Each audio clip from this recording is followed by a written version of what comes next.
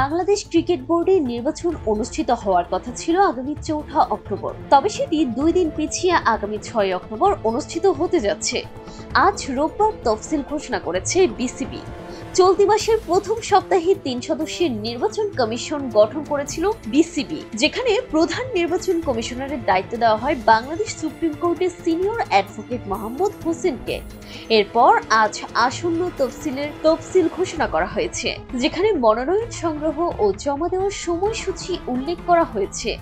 এক নজরে বিসিবি নির্বাচনের তফসিল। 22 সেপ্টেম্বর খসড়া ভোটার তালিকা, 23 সেপ্টেম্বর বিকেল 5টা পর্যন্ত আপত্তি গ্রহণ, 24 সেপ্টেম্বর বিকেল 5টা পর্যন্ত আপত্তির উপর শুনানি, 25 সেপ্টেম্বর বিকেল 4টা 30 পর্যন্ত চূড়ান্ত ভোটার তালিকা প্রকাশ, 26 সেপ্টেম্বর মনোনয়নপত্র বিতরণ, 28 সেপ্টেম্বর মনোনয়নপত্র দাখিল, 29 সেপ্টেম্বর যাচাই বাছাই ও বৈধ প্রার্থীর তালিকা, 30 সেপ্টেম্বর আপিল ও শুনানি, 1 অক্টোবর প্রার্থিতা প্রত্যাহার ও বৈধ প্রার্থীর চূড়ান্ত তালিকা, 6 অক্টোবর পোস্টাল ও ই ব্যালট বিতরণ, 6 অক্টোবর নির্বাচন ও ফলাফল। বিসিবির পরিচালনা পর্ষদ গঠিত হবে কাউন্সিলরদের ভোটের মাধ্যমে। বিসিবির গঠনতন্ত্রে 171 জন কাউন্সিলরের 76 জনই ঢাকার ক্লাব থেকে আসেন। আবার বোর্ডের 25 সদস্যের মধ্যে 12 জন আসেন ক্লাব ক্রিকেট থেকে।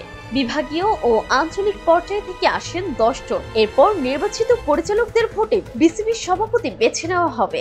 এবার নতুন করে বেশ কয়েকজন বিসিবির পরিচালক পদে নির্বাচনের ঘোষণা দিয়েছেন।